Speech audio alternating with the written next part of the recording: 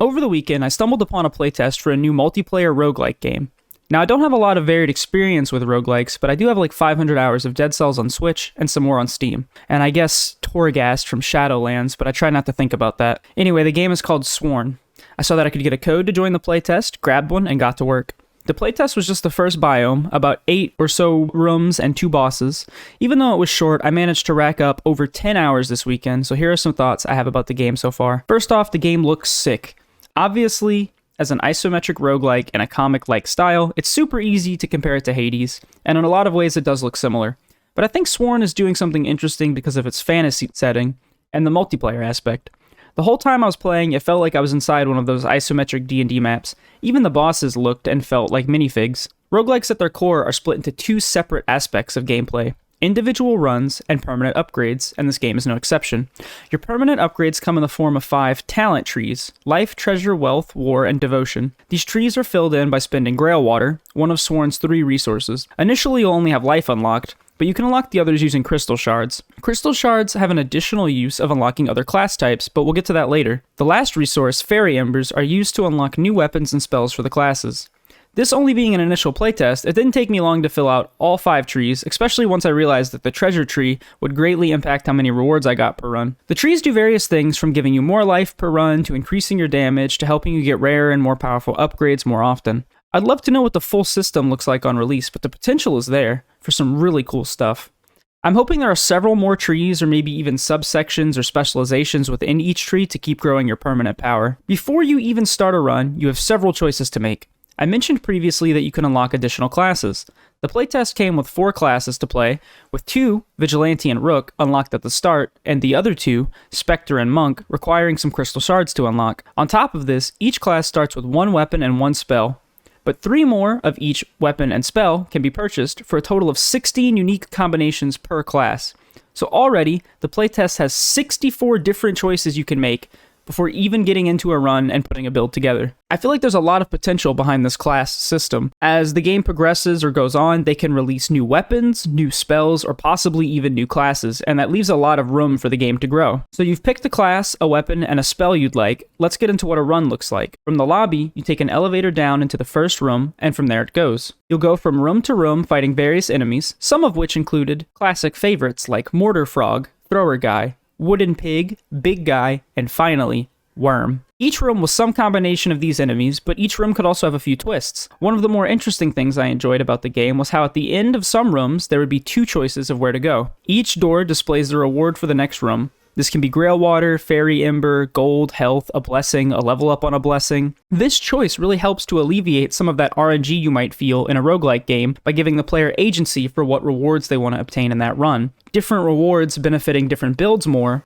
Upon finishing your first room, a banner will always drop. Whenever you interact with a banner, you get to pick from 2 choices of Fey Lords. Each of these choices will offer you a set of 3 power-ups, or blessings, based on the theme of the Lord you chose. The power-ups often do things like buff your spell, your light attack, or your heavy attack, but they can also add changes to your dash, give you companions, increase your amount of healing received, reduce your damage taken, and honestly, who knows what else. In the lobby of the game, there's a compendium that shows you the 8 Fey Lords, as well as every blessing you have already taken. In my 10 hours, I still have so many new blessings to discover, so I really feel like there's a lot of potential inside the system, particularly when you get to things like duo blessings that require you to have a blessing from more than one Fey Lord and combines or enhances the power of both. Inside the compendium, there's also a roundtable blessing for each lord, but I have a feeling it's not in the playtest because I haven't found a single one. For me, the true joy of roguelikes is getting a crazy build going and ramping out of control and seeing how far you can take it. Unfortunately, since the playtest was only the first biome, that was a little hard to do, but I was still able to pull off some pretty insane builds, and I can feel the potential. That's probably the biggest takeaway for me: the amount of potential the game has. One of the more interesting things about the game is the multiplayer aspect. The way difficulty seemed to scale was more players just meant more health. As far as I could tell, the damage you took didn't change, but I only tested up to 2 players, and the game goes up to 4. Something that seemed super cool about the multiplayer aspect was players' buffs synergizing. For example, there's a buff that makes some of your attacks apply a stack of poison to enemies up to a max of 10. If 2 players both had a way to apply poison, you could quickly get to max stacks. which can then play on other blessings that do things when an effect is at max stacks. I can only imagine the clusterfuck of stuff that goes on in a 4-player game, and I hope to experience it soon. In multiplayer, one of the new mechanics that would come into play would be resurrecting. Obviously, when your health hits 0, you die. In multiplayer, you die, but you turn into a wisp. While you're a wisp, you follow whoever is alive with no control of the wisp, but you're still able to do some damage, so that even in death, players have something to do. After the living players have cleared the room, they can resurrect whoever died with 3 options. They can use gold, they can use their health, or they can curse the whole party with a max health reduction. Every subsequent resurrection makes these penalties harsher and harsher, so, as you might have guessed, it's best to avoid dying. The playtest had 3 bosses and 2 boss rooms. The first boss each run was a random choice between a tree guy or a hydra thing, and the last boss was always the same. All of the bosses were super cool, the animations were sick, the attack patterns were fun to learn, and it was very rewarding to keep going back in and fighting them again, optimizing how I would approach them. I got confused and thought there was a speedrunning competition going on at one point, so I spent a stream putting up a time of 4:40. Oh my god.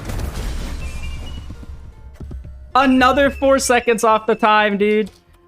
4:40. There it is. A 4:40 run. So I'm going to declare myself the sworn Biome 1 world record holder until proven otherwise. Speaking of animations, one of the coolest things about the game to me was the way that attacks would change if they had a blessing to match the lord of that blessing. The same light attack would look pretty different if you had chosen a blessing for it from the Spider Lord versus the crit one, and I just thought it was a super cool touch. Although the closed playtest has closed, hope is not lost. In fact, a new open playtest started right after, so if you want to try the game out for yourself, you should be able to head over to Steam and download it. This video isn't sponsored, the devs have no idea who I am. I just had a lot of fun with the game over the weekend and figured that the more people who try it out and the more people that give them feedback, the better the final result will be. If you made it to the end of the video, I wanted to thank you for watching. I streamed the game a bunch over the weekend on Twitch at twitch.tv/metallicrock, and I'll probably stream some more during the open playtest, which lasts until the end of the month. If you've played the game at all, be sure to leave a comment with your thoughts, tell me what you liked about Sworn so far, and tell me something you really hope to see in the final version. Thanks for watching, and I hope to see you again in the next video.